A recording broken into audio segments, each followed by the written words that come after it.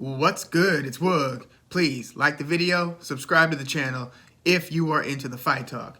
We have Tyson Fury, 31 wins, 0 losses, and 1 draw, defending his WBC heavyweight title against Dillian Whyte, 28 wins and 2 losses. This is the long-awaited mandatory challenge that Dillian Whyte has pretty much held off and on since he beat Oscar Rivas back in July of 2019. Since that, he had gotten suspended, then had that suspension rescinded, then he jumped into the ring with Mauritius Vok, and then he had the knockout loss to Alexander Povetkin during that 2020 COVID summer, and then he had the redemptive knockout win over Alexander Povetkin in the rematch. And this is his first fight since. So that rematch between Dillian Whyte and Alexander Povetkin is now 1 year ago. And Tyson Fury, obviously, he was a big-time prospect. His name was buzzing as he was coming up. Emmanuel Stewart, the famed trainer, former trainer of Thomas the Hitman Hearns, Lennox Lewis, Vladimir Klitschko through much of Klitschko's career. He had pretty much now well documented through, YouTube videos and stuff, had made the claim that, the future of boxing, he had named a couple of people. Deontay Wilder was one of them, and Tyson Fury was the other in terms of what the future of the heavyweight division looks like. And this is somebody who, again, trained Vladimir Klitschko and Lennox Lewis. And fight over fight, year after year, Tyson Fury slowly ascended to top contender level, where he finally had his chance to fight Vladimir Klitschko, his longtime idol, in November of 2015. Vladimir Klitschko is one of the greatest heavyweights I would say in any era. He is on the list. If you're going to start ranking the all-timers, you got to have Vladimir Klitschko as well as his brother Vitaly Klitschko in the discussion. And a lot of people kind of chip away at Vladimir Klitschko's legacy because they say, the heavyweight fighters that he was fighting weren't great at the time. I mean, he fought his Samuel Peters, Alexander Povetkin. Like, he fought basically who was there, who was available. I don't think he ever fought Hasim Rahman, but yeah, we were treated to a healthy dose of Hasim Rahman, John Ruiz, Chris Bird for like a few of those heavyweight years. But during the reign of Vladimir Klitschko, he was pretty much top dog, and the only thing that was keeping him from being the absolute undisputed top dog throughout that decade-long reign, give or take those couple of blips against, Corey Sanders and Layman Brewster during that reign, right? Well, he was still collecting this belt, that belt, WBA, IBF, but what was keeping him from being the undisputed champion through many of these years was the fact that his brother, big brother Vitaly Klitschko, the current mayor of Kiev in Ukraine, he was holding the WBC title. He had held down his dominion in the WBC realm. So you had the two Klitschko brothers basically dominating an era plus. So Tyson Fury finally gets his chance to fight an aging, but still winning, still knocking out guys like Kubrat Pulev late in his career and beating Bryant Jennings, Vladimir Klitschko, and Tyson Fury in his biggest moment, where this fight took place in Dusseldorf, Germany. And Germany was kind of like the adopted hometown of the Klitschko brothers. They are from Ukraine, but they fought most of their fights in Germany, and they, speak fluent German and so forth. So this was Vladimir Klitschko's turf, his hometown, and Tyson Fury came there and basically outboxed him. He was just like doing a ton of feinting, a ton of jabbing, pretty much keeping Vladimir Klitschko totally out of rhythm. Vladimir Klitschko really couldn't get out of first, maybe second gear. In the middle, late rounds, he started to do a little bit better, but it was hard to deny Tyson Fury the majority of those rounds, to where it's like, damn, like if Vladimir Klitschko doesn't score a knockdown, this upset win is actually going to take place, and Tyson Fury is going to be the new heavyweight champion. And again, a lot of people saw the Tyson Fury storm brewing, but there was kind of like a up for grabs thing in terms of who was going to be the person to finally truly dethrone Vladimir Klitschko. Many thought it was going to be Deontay Wilder, and then Anthony Joshua started coming up a couple years later, but it was Tyson Fury who knocked off Vladimir Klitschko in 2015. And then he went on that 3-year hiatus. Mental health issues, substance abuse, all kinds of depression, which is well chronicled, well documented. And then he made his return 3 years later, think about it. Remember when Andre Ward had his promotional dispute and Mikey Garcia had his promotional dispute, and it kept them out of the ring for like a year plus, maybe 2 years or so? Well, think about what a 3-year layoff does to your career. I mean, Muhammad Ali was banned during 3 years of his prime. Think about that. He was in his like late 20s when he had his ban. 3 years out of action. So he came back into the ring and he was like 31 years old as opposed to like 28 years old. So Tyson Fury, in basically his shining moment after he scaled the mountain and beat the giant of the heavyweight division, Vladimir Klitschko, even though Tyson Fury's the 6'9" guy and Vladimir Klitschko's about 6'6", he just disappears from the scene for the next 3 years, gains like a ton of weight, like gains like 150 to 200 like extra pounds. He's already a big dude to begin with. I think he was hitting, 400 pounds? Well, he finally made his return to the ring, and he had back-to-back fights against very lesser known fighters. Sefer Seferi, who I believe was one of Vladimir Klitschko's several title defenses. And so after Seferi, he beat Pianeta, and then he had that first fight with Deontay Wilder. And that was, at the time, it was kind of seen as like a near classic. People, kind of forget that because the second and third fight have since happened, and the third fight was the undeniable classic fight of the year, without a doubt, last year. But when Tyson Fury got knocked down twice late in those rounds, and it became a controversial draw between Deontay Wilder, the current at the time, WBC belt holder, and Tyson Fury, this was kind of a fight where people were dying to see the rematch. Like, oh no, we got to see them get it on again. Because most who watched the fight thought Tyson Fury should have won a decision, even despite those two Deontay Wilder knockdowns. And the second of those two knockdowns is the iconic one where he looked like he was out and somehow beat the 10 count. Well, after that controversial draw, he then fought Tom Schwartz and Otto Wallin, which, we haven't talked about Tyson Fury's, background before fighting Vladimir Klitschko, but he had a couple good wins. Like, he beat Derek Chisora twice. He's beaten Christian Hammer. Well, I mean, that's a pretty decent win, right?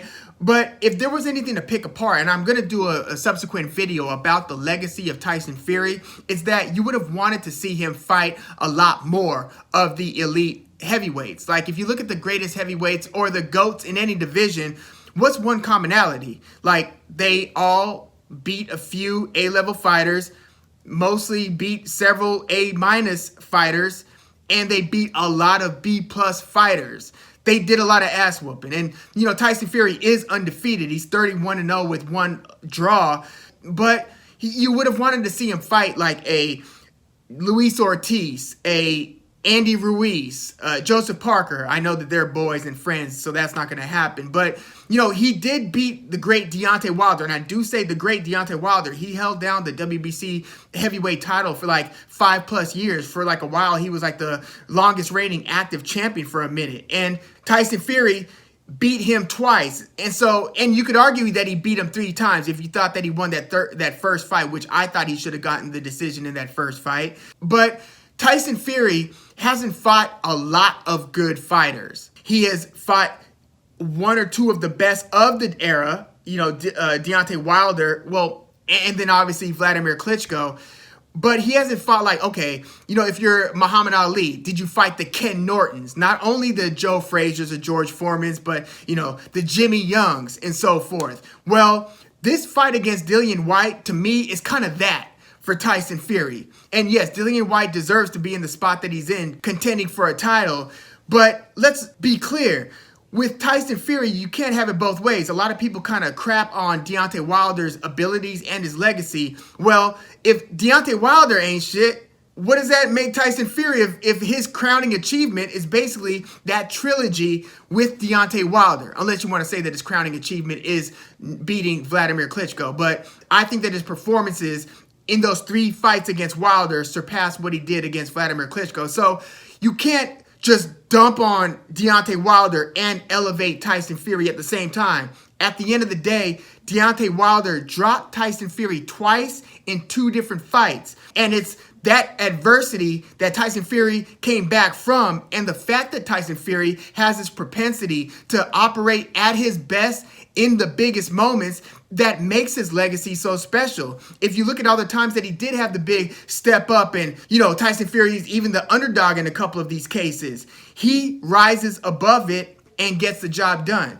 The problem is that those key fights, those fights that matter, have been so few and far between with Tyson Fury. And I think that this fight against Dillian Whyte does something to solve for that issue, legacy-wise. It's more than just a title defense, right? Well, I was saying that after that first fight with Deontay Wilder, between the first and the second fight, he had back-to-back fights with Tom Schwartz and Otto Wallin.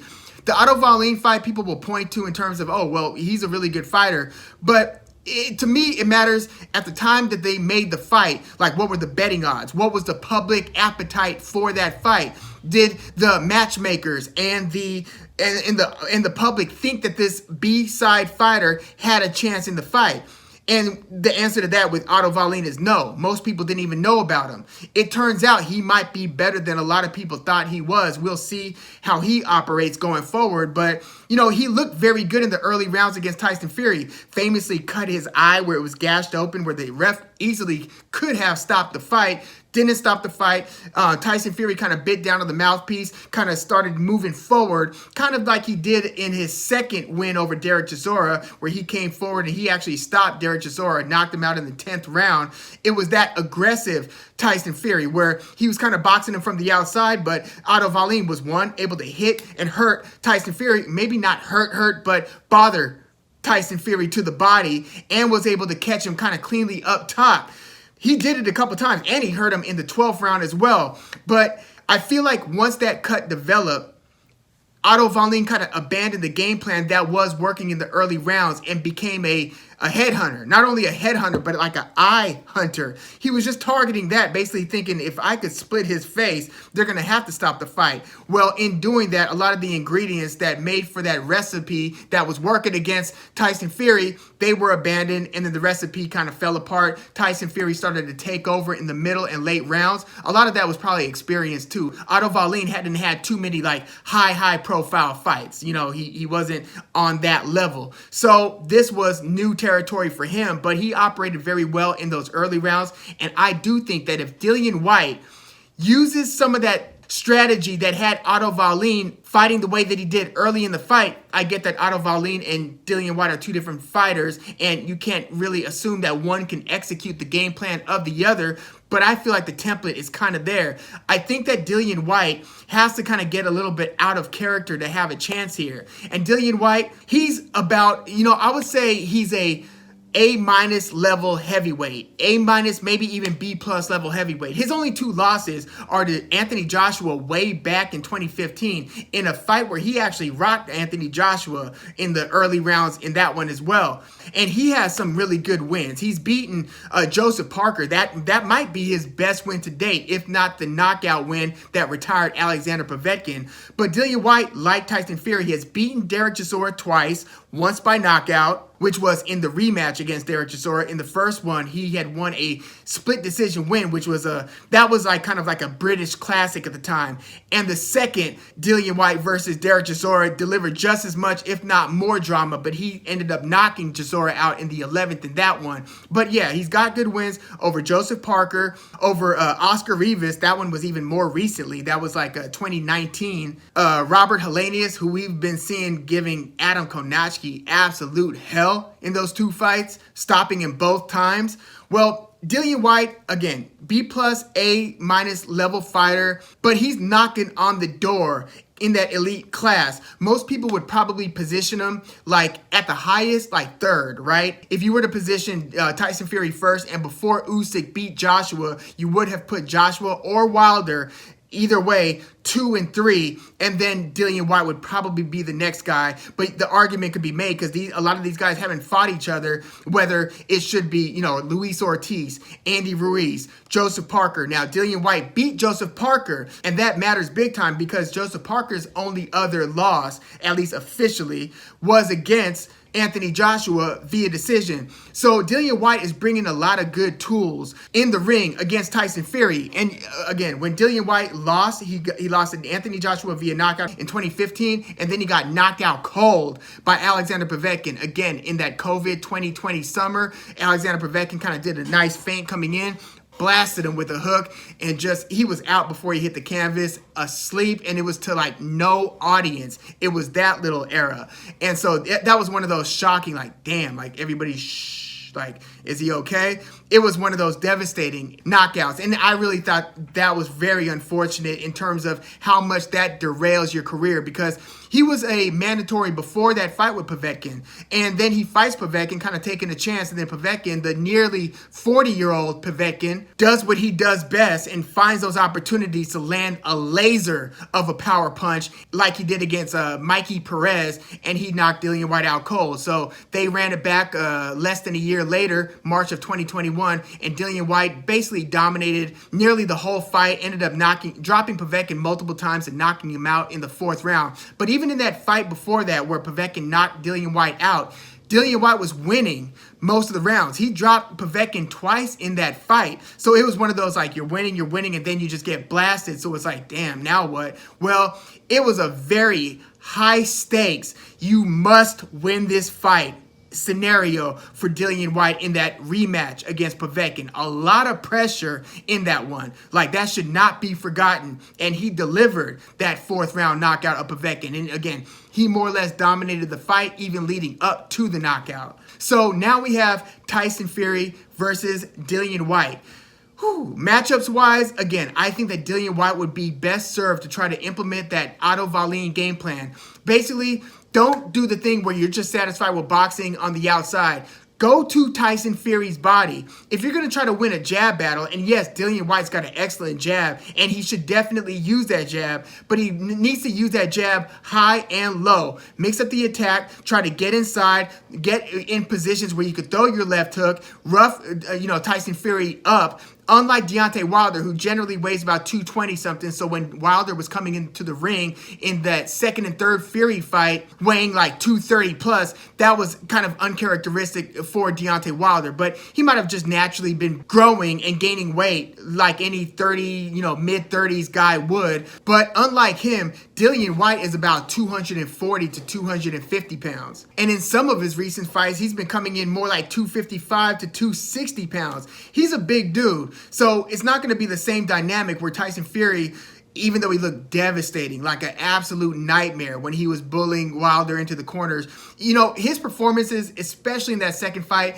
was probably the most dangerous I've ever seen Tyson Fury look. He was, working with Sugar Hill Stewart, the nephew of the late great Emmanuel Stewart. So he was basically focused on creating a laser of that right hand. Now, I had seen Tyson Fury shoot a harder right hand, right? Like, sometimes he'll kind of push the right hand and not put a ton on it. But even late in that first fight with Deontay Wilder, which was before Fury started working with Sugar Hill Stewart, I saw him sit on the right hand where it looked a lot more dangerous.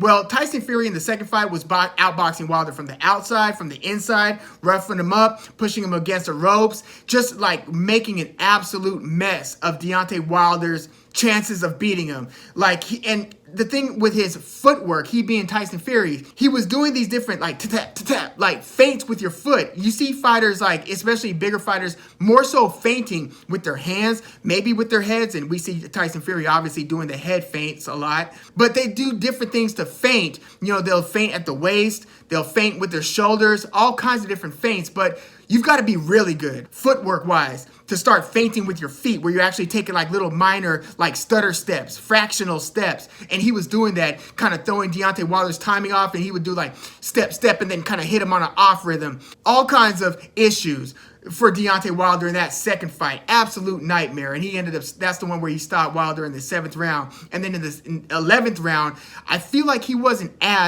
he being Fury, fleet of foot in the third fight that he was in the second fight. I don't know if that was by design. I don't know if he just wanted to come forward and kind of make it that sort of a fight with Deontay Wilder. But I tend to believe that it's because this recent version of Tyson Fury is not only weighing more, he's not weighing in the 250s to even 260 anymore. He's in the 270s in these last couple fights. But he's also like 33 years old now. So I think that he is actually naturally becoming less of that back foot style, make you miss, just kind of move around the ring style fighter naturally. I just think that that is how he's evolving into his 30s. Now, there's a trade-off in that. I think that as he's become slightly less mobile, maybe even slightly less elusive, he has actually gotten stronger, just bodily wise, to where you're able to just kind of big brother opponents against the ropes. Not like he wasn't doing that a good share in the past, but his techniques and implementing that these days is pretty savage. And I think that there might be some of that with him versus Dillian Whyte, but I don't think it's going to have the same wearing, dragging dynamic on Dillian Whyte that it did on Deontay Wilder.